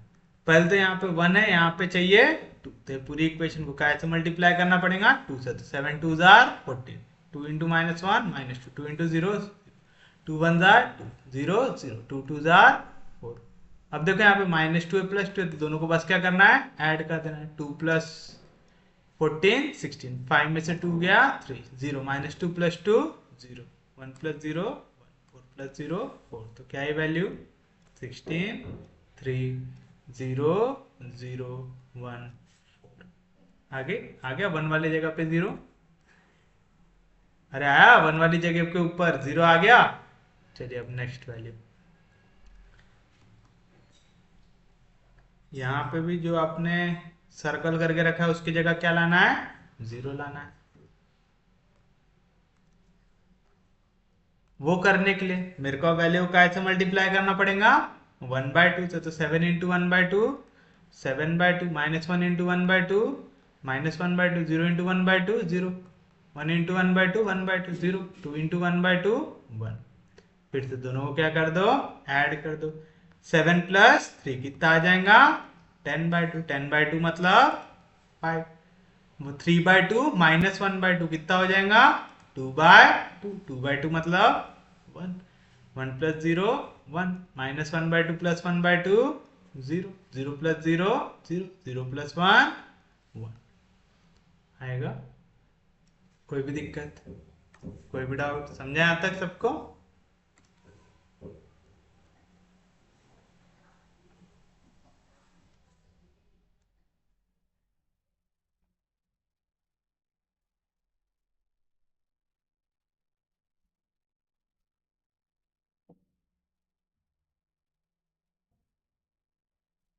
चलिए यहाँ पे वैल्यू आती है z की, जो रहता है CB इंटू XB, यहाँ पे आता है ZJ, यहाँ पे आता है ZJ माइनस CJ।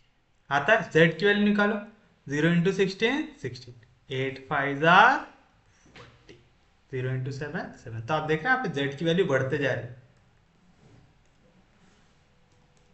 यहाँ पे थी 92/10 यानी 9.2, फिर आई 40, बरोबर हम मैक्सिमम वैल्यू की तरफ जाते जा रहे हैं।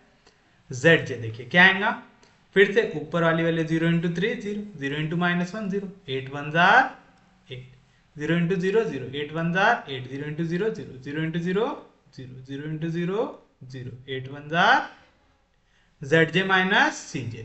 तो 8 में से 5 गया 3, 8 में से 8 गया 0, 0 में से 0 0, 8 में से 0 8। पूरी वैल्यूज कैसे आई? पॉजिटिव। तो आप लिखेंगे as all zj minus cj are greater than equal to 0। तो ये क्या है आपके लिए? Optimal solution. तो आपने therefore the optimal solution is, यहाँ पे कहीं पे आपको x1 दिख रहा है क्या? नहीं दिख रहा। तो आगे x1 की वैल्यू 0 एंड x2 दिख रहा है क्या? दिख रहा है। x2 की वैल्यू कितनी है? 8 एंड मैक्सिमम z की वैल्यू कितनी आएंगी? 40। तो ये रहेगा आपके लिए आपका फाइनल आंसर रहेगा। या तो आप आंसर ऐसा भी लिख सकते हो, therefore z is, therefore z has maximum value 40 at x1 equals to, x1 यहाँ पे दिखा? नहीं दिखा। तो x1 की वैल्यू है 0 एंड x2 की वैल्यू है यहाँ पे 5। मतलब मैंने 8 लिख दिया क्या? यहाँ पे x2 की वैल्यू कितनी है? 5। समझा? ये रहती है वैल्यू। तो यहाँ पे x2 की वैल्यू कितनी है? 8 तो क्या था? उसका कॉस्ट था। x2 की वैल्यू कितनी आई? 5। तो x1 की वैल्यू 0, x2 की वैल्यू 5 आएगा। कोई भी दिक्कत, कोई भी डाउट? इजी है, समझा पक्के में? चलिए देखिए इसका नेक्स्ट क्वेश्चन। बहुत धीरे धीरे लेके जाने की कोशिश कर रहा हूं मैं, ताकि आपको चीजें अच्छे से समझ में आए।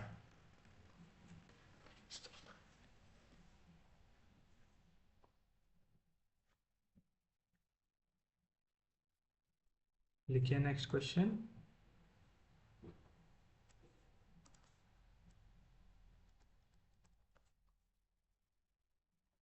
Solve the following linear programming problem by Big M method. Maximize z equals to 2x1 plus x2 plus 3x3 subject to x1 plus x2 plus 2x3 is less than equals to 5, 2x1 plus 3x2 plus 4x3 equals to 12, where x1 x2 x3 is greater than equals to 0। अब देखिए यहां पे कौन सा sign है? Less than equals to का। Less than equals to को अगर मेरे को इक्वल्स टू बनाना है तो ये वाली वैल्यू छोटी है, तो यहाँ पे कुछ ना कुछ क्या ऐड करना पड़ेगा? ऐड करना पड़ेगा। जो भी वैल्यू मैं ऐड करता हूं उसको मैं क्या बोलता हूं? Slack variable. तो एक स्लैक वेरिएबल ऐड करना है। यहाँ पे साइन सिर्फ और सिर्फ किसका आ रहा है? इक्वल टू का। याद है, अगर लेस देन इक्वल्स टू रहा तो ऐड स्लैक वेरिएबल करते थे। ग्रेटर देन इक्वल टू रहा तो subtract surplus and add artificial. पढ़ते ऐसा? तो अगर सिर्फ और सिर्फ इक्वल टू का साइन दिखे तो आप क्या करेंगे? ऐड आर्टिफिशियल करेंगे। याद रहेगा पक्के में? तो आपको यहाँ पे सिर्फ और सिर्फ क्या करने की जरूरत है? एक आर्टिफिशियल को ऐड करने की जरूरत है। करना है तो हमको क्या लग रहा है? यहाँ पे दो इक्वेशन है। एक लेस देन इक्वल टू हटाने के लिए एक लगेगा हमको स्लैक वेरिएबल, और इक्वल्स टू को बैलेंस करने के मतलब हमको एक वहां पे आइडेंटिटी मैट्रिक्स मिले। जैसे यहाँ पे एक वैल्यू 1 आ गई, 0 ले लेंगे, फिर इसको 0 1 लेने के लिए यहाँ पे हमको क्या ऐड करना पड़ेगा? एक आर्टिफिशियल वैल्यू को ऐड करना पड़ेगा। सिर्फ और सिर्फ काय के लिए? ताकि हमको बेसिक फिजिबल सॉल्यूशन मिले। बेसिक फिजिबल सॉल्यूशन कब मिलता? जब हमको आइडेंटिटी मैट्रिक्स मिलता 1 0 0 1। समझ रहा है पक्के में? तो जब भी इक्वल टू का साइन दिखे तो सिर्फ और सिर्फ क्या ऐड करना? आर्टिफिशियल ऐड करना। और आर्टिफिशियल के साथ क्या चिपकाना पड़ता है? -m। कहाँ पे? जो आपका ऑप्टिमल सॉल्यूशन रहा उस पे। तो आप लिखेंगे सॉल्यूशन में to convert given constraints into equalities, introduce slack variable x4 and artificial variable a1 in given constraints so that we get linear programming problem as। किस तरीके से क्वेश्चन रहेगा मैक्सिमाइज z इक्वल टू जो जैसा था वैसा 2x1 plus x2 plus 3x3। अब आपने एक स्लैक वेरिएबल ऐड किया, स्लैक वेरिएबल का कॉस्ट या प्राइस कितना रहता है 0। और आपने एक आर्टिफिशियल वेरिएबल ऐड किया, आर्टिफिशियल का कॉस्ट क्या रहता है -m, तो आ जाएगा -m a1 सब्जेक्ट टू किस तरीके से x1 plus x2 plus 2x3 ये क्या था लेस देन इक्वल टू 5। मेरे को इसको इक्वल बनाना था तो लेफ्ट हैंड साइड में क्या करना पड़ेगा एक वैल्यू को ऐड करना पड़ेगा, तो मैंने कर दिया x4 को ऐड। यहाँ पे क्या था 2x1 plus 3x2 plus 4x3 था, यहाँ पे ऑलरेडी इक्वल टू का साइन था, लेकिन इक्वल टू लेने पे मेरा ये जो है ये आइडेंटिटी मैट्रिक्स बन रहा था क्या नहीं मेरे को मालूम, यहाँ पे x4 नहीं है तो यहाँ पे आ जाएगा 0x4 तो आ गया 1 0। लेकिन फिर कुछ 0 1 भी बनाना चाहिए ना, तभी तो मेरा आइडेंटिटी मैट्रिक्स बनेगा। जितनी इक्वेशन रहे उतने क्रॉस उतने का आइडेंटिटी मैट्रिक्स लगता है। यहाँ पे 2 इक्वेशन है तो 2 क्रॉस 2 का आइडेंटिटी मैट्रिक्स लगेगा। यहाँ पे कितनी इक्वेशन थी हमारे पास 3 इक्वेशन थी 1 2 3 3 इक्वेशन थी, तो हमने कितने क्रॉस कितने का आइडेंटिटी मैट्रिक्स बना 3 क्रॉस 3 का है 1 0 0 0 1 0 0 0 बना। तो ये चीज हमेशा याद रखिएगा, याद रहेगा। तो हमने यहाँ पे डाला एक आर्टिफिशियल, तो a1 मान लिया आर्टिफिशियल, ऊपर आर्टिफिशियल था क्या नहीं, तो आ गया 0 a1 ये इक्वल आ गया 12 से आ गया। जहाँ पे जितने वेरिएबल्स है चाहे वो x1 हो x2 हो x3 हो x4 हो आर्टिफिशियल हो सब क्या है ग्रेटर देन इक्वल टू 0। अब हमको चाहिए इनिशियल बेसिक फिजिबल सॉल्यूशन, तो उसके लिए आप क्या करते हैं put x1 equal to 0 x2 equal to 0 x3 equal to 0 in given constraints we gate.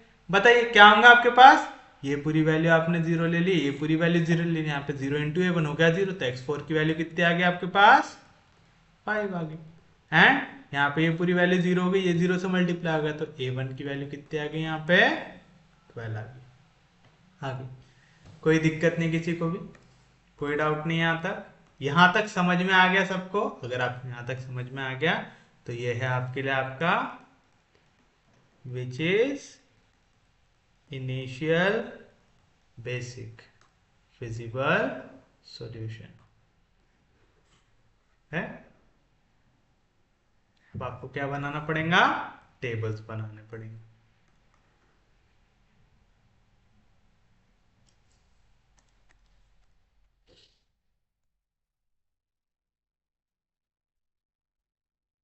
चलिए बताइए क्या मिलेगा अब आपको यहाँ पे, इसको टेबल में बनाना है। किस तरीके से बनाते हैं, पहले कॉस्ट ऑफ बेसिक वेरिएबल, कौन सा वेरिएबल है उसकी वैल्यू कितनी है, सीजे जितने वेरिएबल है x1 x2 x3 x4 a1, फिर उनके कॉस्ट 2 1 3 0 -m बहुत बड़ा नंबर है याद है ना सबको।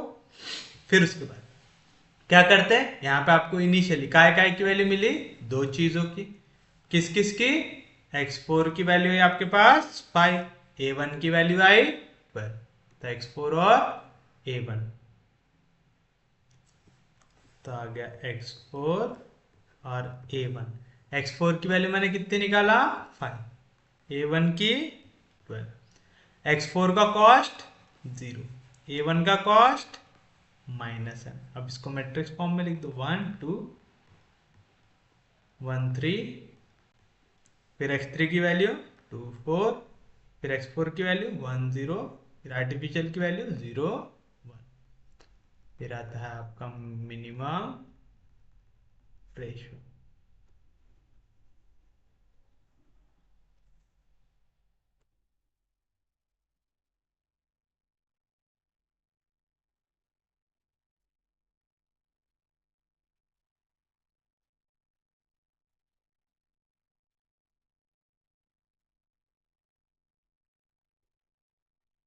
चलिए बताइए z क्या रहता, C B into X P, तो 0 इंटू -5 0, -m इंटू 12 आ गया -12m। अब आएंगी वैल्यू z जे की 0 into 1 0, -m into 2 -2m, -3 into m -3m, -4 into m -4m, 0 -m। फिर निकालते हो z जे -cj, -2m -2 -2m -2, -3m into 1 -3m -1, -4m -3 -4m -3, 0 -0 0, -m में से m गया, क्या बचेगा 0। फिर देखते हैं मोस्ट नेगेटिव, देखो यहाँ पे m के साथ -2 है, m के साथ -3, m के साथ -4 है, तो ये सबसे बड़ा नेगेटिव आएगा, है ना, समझ रहा है ना पक्के में। अगर मैं इसको 1000 लूँ तो -3 इंटू 1000 कितना हो जाएगा -3000, तो अगर मैं -4 इंटू 1000 करूंगा तो -4000, तो m बड़ा है तो -4m उतना ही ज्यादा नेगेटिव होगा, है ना। तो ये हो गया हमारे लिए इनकमिंग वेक्टर।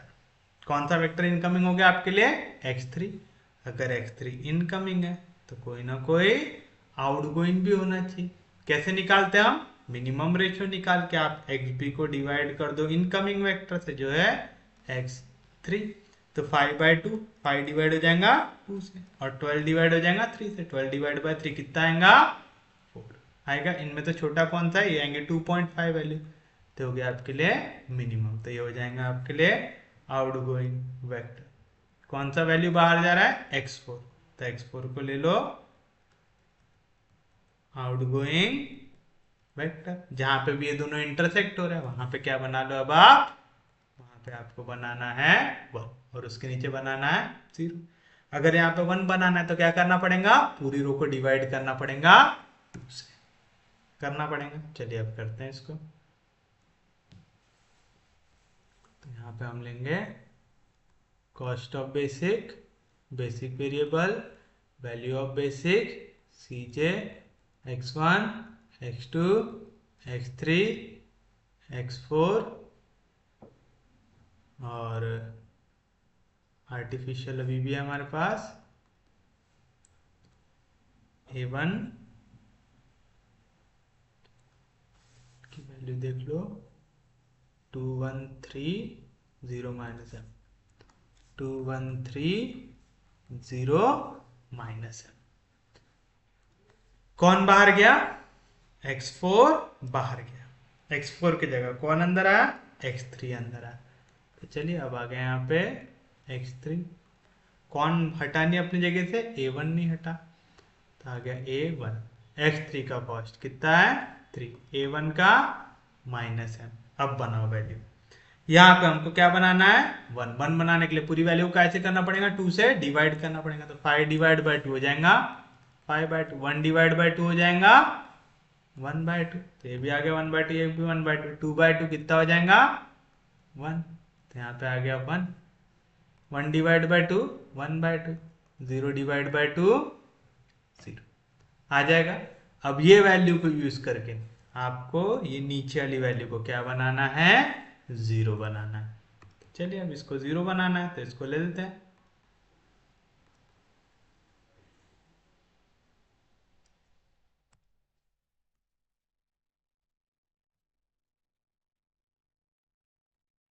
कौन सी वैल्यू यूज करके, ये वाली वैल्यू को यूज करके बनाना है। देखो यहाँ पे 1 है, यहाँ पे 4 है, तो इस पूरी वैल्यू को ऐसे मल्टीप्लाई कर देंगे हम 4 से, तो यहाँ पे 2 2 जार 4, बचेगा 5 2 jar 10, 1/2 into 4 2, 1/2 into 4 2, 4 1 jar 4, 1/2 into 4 0। हमको दोनों को कैंसिल करना है, दोनों को क्या करना पड़ेगा, सब्ट्रैक्ट। तो प्लस के जगह माइनस, माइनस के जगह प्लस। बता 12 में से 10 गया, बचेगा 2, 2 में से 2 गया 0, 3 में से 2 गया 1, 4 में से 4 गया 0, 0 माइनस 2 माइनस 2, 1 माइनस 0 1। तो आ जाएगा 2 0 1 0 माइनस 2 1। आगे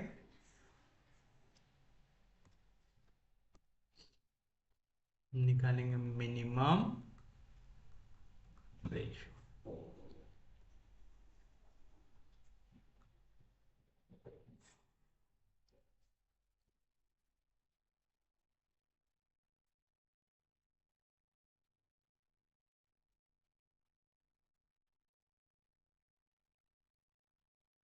बताइए नेक्स्ट क्या निकालते हैं, z की वैल्यू 3 इंटू 5/2 हो जाएगा 15/2, minus 2 into M minus 2 M होगी z की वैल्यू। फिर क्या निकालते हैं, z के कैसे निकालते हैं, 3 into 1/2 3/2 minus 0 into M 0, 3 into 1/2 3/2 minus 1 into M minus M, 3 1 जार 3 0 into M 0, 3 into 1/2 3/2 minus into minus plus 2m, 3 into 0 0 minus m।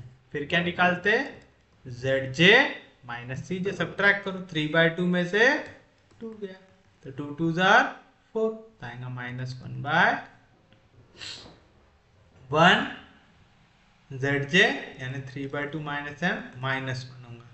तो यहाँ पे आएगा माइनस m जैसा था वैसा, 3/2 में से 1 गया तो कितना बचेगा अभी भी, प्लस 1/2 बचेगा।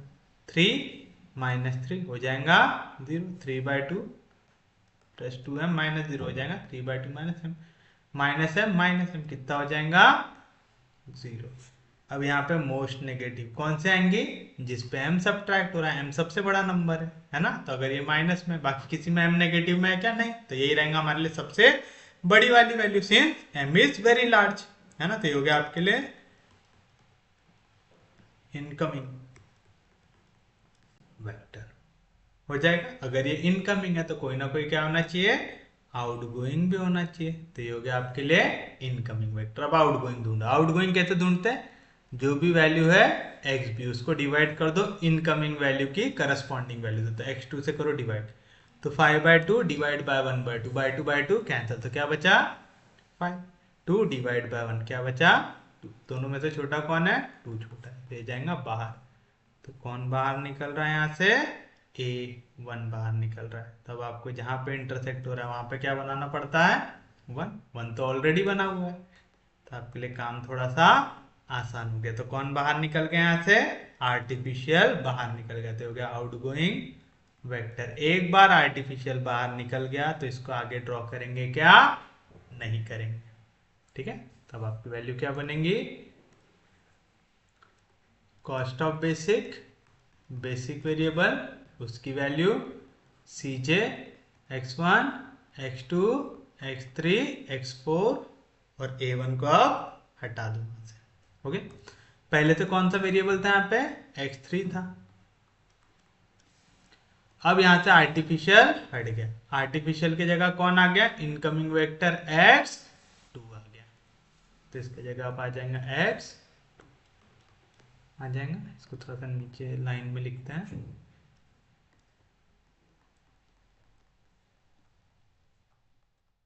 कॉस्ट बताओ इनके 2130 आएगा। तो x3 का कॉस्ट 3, x2 का कॉस्ट 1 आ गया। वैल्यू बताओ इनकी, पहले तो यहाँ पे 1 बनाना पड़ता है, 1 ऑलरेडी बना हुआ है तो इसको एज इट इज लिख दो। तो आएगा 2 0 1 0 माइनस 2 0 1 2 0 1 0 माइनस 2 आ गया। यहाँ पे 1 बनाना पड़ता है, 1 ऑलरेडी बना हुआ है। अब 1 के ऊपर वाली वैल्यू पे क्या बनाना है अपने को, 0 बनाना है। तो यानी अरे यार कुछ ज्यादा ही फॉर्म में आ गया मैं, यानी यहाँ से 1/2 को हटाना है, हटाना है। अब ये 1/2 को आपको हटाना है, तो पूरी इक्वेशन को अगर 1/2 से हटाना है तो 1/2 से कर दो मल्टीप्लाई, 2 इंटू 1/2 हो जाएगा 2/2 होगा, क्योंकि यहाँ पे 1/2 से मल्टीप्लाई करें, डिवीजन में 2 है तो उसको ऐसा लिख दिया, 2 इंटू 0 0, 1/2 इंटू 1 1/2, 0 0, -1/2 हो जाएगा -1, इसको भी 2/2 को 1 लिख लो, 2/2 लिखने में बहुत अजीब लग रहा है, 2 इंटू 1/2 हो जाएगा 1। अब इसको मेरे को 1/2 को हटाना है, तो दोनों को क्या करना पड़ेगा, सब्ट्रैक्ट करना पड़ेगा, क्योंकि सब्ट्रैक्ट करूंगा साइन हो जाएंगे चेंज, प्लस की जगह माइनस, प्लस की जगह माइनस, प्लस की जगह माइनस, प्लस की जगह माइनस, माइनस की जगह प्लस। चलो 5/2 में से 1 गया तो कितना आएगा, 2 1 जा 2, तो 3/2, 1/2 में से 0 गया 1/2, 1/2 में से 1/2 गया 0, 1 में से 0 गया 1, 1 प्लस 1/2 हो जाएगा 3/2, क्या है वैल्यू 3/2, 1/2, 0 1, 3/2, आगे वैल्यू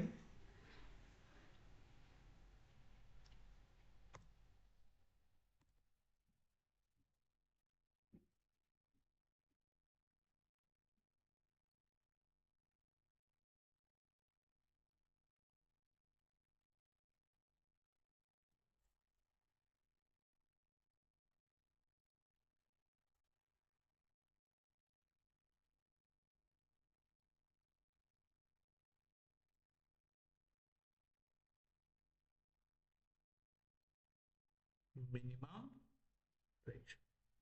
फिर से बताइए क्या करते हैं, सबसे पहले z की वैल्यू निकालेंगे, C B into X B, तो 3 3 जार 9 प्लस 2 1 जार, तो 2 2 जार 4, 4 प्लस 9 हो जाएगा 13/, हाई वैल्यू।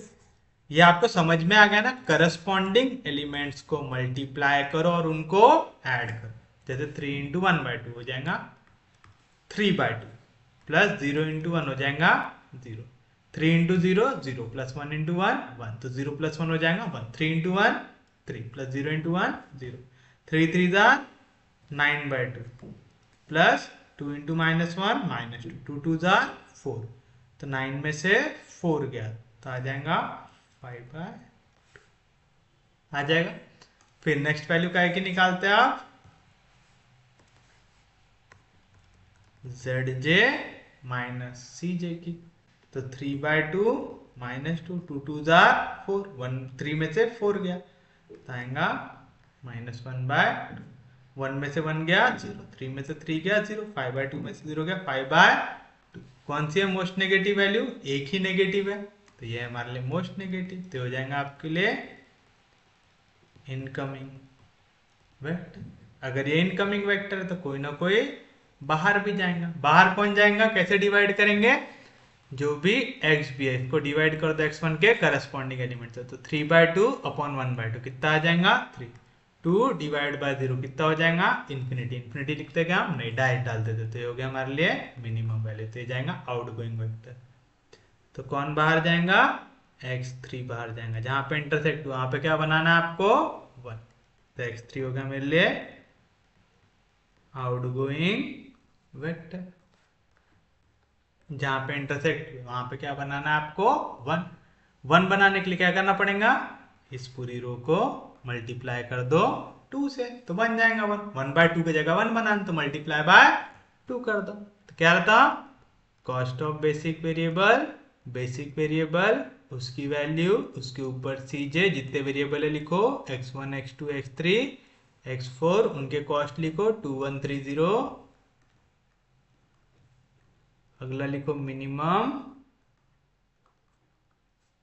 रेशो, यहाँ पे कौन सा वेरिएबल अभी हटा है, x3 हटा है, x3 की जगह कौन अंदर आया है, x1 आया है, तो x3 की जगह लिख दो x1, और ऑलरेडी कौन था यहाँ पे x2 था x1 का कॉस्ट 2, x2 का कॉस्ट 1।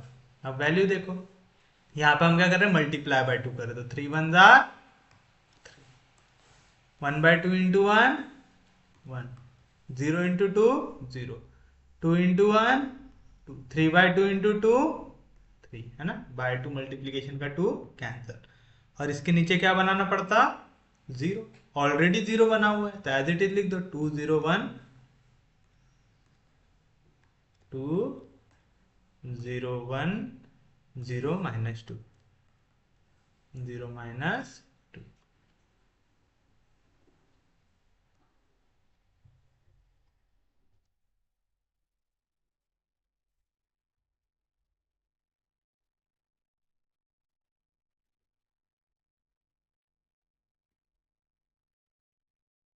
तो z की वैल्यू क्या आएंगे, C B into X B, 3 2 जार 6 प्लस 2 1 जार 2, 6 प्लस 2 कितना आ गया 8। अब निकालो z जे, 2 1 जार 2 प्लस 1 इंटू 0 0, 2 1 जार 1, 2 2 जार 4, 3 2 जार 6 माइनस 6 माइनस 2 कितना हो जाएगा 4 हो जाएगा। फिर क्या निकालते, जेड जे माइनस सी जे, तो 2 माइनस 2 0, 1 माइनस 1 0, 4 माइनस 3 1, 4 माइनस 0 4। यहाँ पर एक भी वैल्यू नेगेटिव बची क्या, नहीं, तो आप लिखेंगे एस, और Z J minus C J are greater than equal to 0, क्योंकि हर एक वैल्यू यहाँ पे ग्रेटर देन इक्वल टू 0 आ रही है करके आप क्या कहेंगे, ये है हमारे लिए हमारा ऑप्टिमम वैल्यू। तो आप कहेंगे therefore z has maximum value 8 at x1 equals to, x1 की value 3, x2 equals to, x2 की वैल्यू, और x3 है क्या यहाँ पे, नहीं, तो x3 आ जाएगा आएगा। तो ये रहेगा आपके लिए आपका फाइनल आंसर। कोई भी दिक्कत,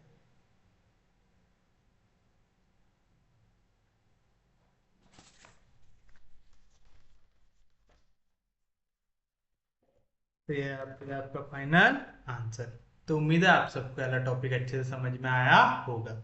अभी इसके और क्वेश्चंस बचे हुए हैं, नेक्स्ट लेक्चर में हम इसके बचे हुए क्वेश्चंस देखेंगे, और उसके बाद शायद आपको बिग एम का किसी भी टाइप का क्वेश्चन दे दे, आप लोग आराम से उसको सॉल्व कर सकेंगे।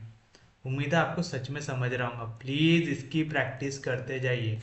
तो आप देख रहे हैं ना, जितने ज़्यादा बार प्रैक्टिस करते जाएंगे ना, उतनी ज़्यादा आपकी स्पीड इंक्रीज होगी और उतने ज़्यादा आपके कंसेप्ट क्लियर होंगे। तो उम्मीद है आपको आज का लेक्चर समझ में आया होगा। अगर आपको लेक्चर समझ में आ रहा है, यूजफुल लग रहा है, तो प्लीज़ चैनल को सब्सक्राइब कीजिए, वीडियो को शेयर करते जाइए। सबसे इंपॉर्टेंट चीज़, पढ़ते रहिए, रिवाइज करते रहिए। हम लोग मिलेंगे कल, तब तक के लिए take care, have a nice day.